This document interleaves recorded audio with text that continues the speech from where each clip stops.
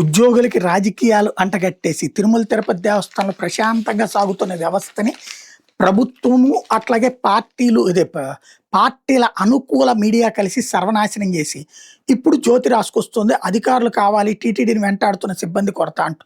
TTD సిబ్బంది కొరత వెంటాడుతుంది. కొన్ని కీలక పోస్టులు ఖాళీగా ఉన్నాయి. మరికొన్ని పోస్టుల కింద స్థాయి అధికారులకు అదనపు బాధ్యతలు అప్పగించారు. దీంతో పలు విభాగాల్లో పనిభారం పెరిగింది. ఆ ప్రభావం అభివృద్ధి పనులపై పడింది. ఇంజనీరింగ్ విభాగాన్ని పరిశీలిస్తే ఏటా 475 కోట్ల మేర పనులు చేపడతారు. 2 నెలల క్రితం విభాగానికి చెందిన 5 అధికారులు పనిభారం తట్టుకోలేక వీఆర్ఎస్ తీసుకున్నారు. ప్రస్తుతం SC1, SC2, SC3 పోస్టులకు సంబంధించి ఈఏలకు అదనపు బాధ్యతలు అప్పగించారు. దేశవ్యాప్తంగా చేపట్టిన శ్రీవారి ఆలయ నిర్మాణాలు ముందుకు కదలలేదు. గత 2 ఏళ్లలో అనేక పనులకు బోర్డు ఆమోద ముద్ర వేసిన పలు చోట్ల పనులే ప్రారంభం కాలేదు. సీఎం చంద్రబాబు సూచనతో ఐటీ విభాగం కమాండ్ కంట్రోల్ను బలోపేతం చేసిన భవిష్యత్తులో మరింత పటిష్టమైన వ్యవస్థను రూపొందించాల్సి ఉంది. ప్రస్తుతం ఈ విభాగంలో డిప్యూటీ జీఎంగా ఈకి అదనపు బాధ్యతలు అప్పగించారు. డిప్యూటీ డిపి మేనేజర్గా అదనపు బాధ్యతలు ఇచ్చారు. ఏఈఓని కీలకమైన పోస్టింగ్లో నియమించారు. దీంతో పనులు అంతంత మాత్రంగా నడుస్తున్నాయి. SVBC ఛానల్కి CEO లేరు. తిరుపతి జేఈఓ ఈ బాధ్యతలు చూస్తున్నారు.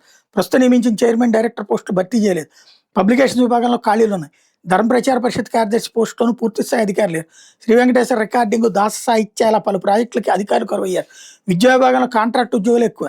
వీళ్ళని రెగ్యులరైజ్ చేయాలని తీర్మానించిన అమలు చేయట్లేదు. మరి కొంతమంది పదోన్నతులు పెండింగ్లో ఉన్నాయి. ఇలాంటి లోటుపాట్లను సరిచేయకుండా భవిష్యత్తులో మరిన్ని ఇబ్బందులకు గురయ్యే ప్రమాదం ఉంది. ప్రభుత్వం ఇప్పటికైనా టీటీడీ అధికారులతో సమీక్షించి తగిన చర్యలు తీసుకోవాలని సిబ్బంది కోరుతున్నారు. ఇది ఏదో వంకబెట్టి మళ్ళీ బయట వాళ్ళని తీసుకొచ్చి ఆ పోస్టులో వేయద్దు. తిరుమల తిరుపతి దేవస్థానం అనుపానులు తెలిసిన వాళ్ళకే ప్రమోషన్లు ఇచ్చి కింద ఉన్నటువంటి వాళ్ళని పైకి తీసుకెళ్తే బెటర్.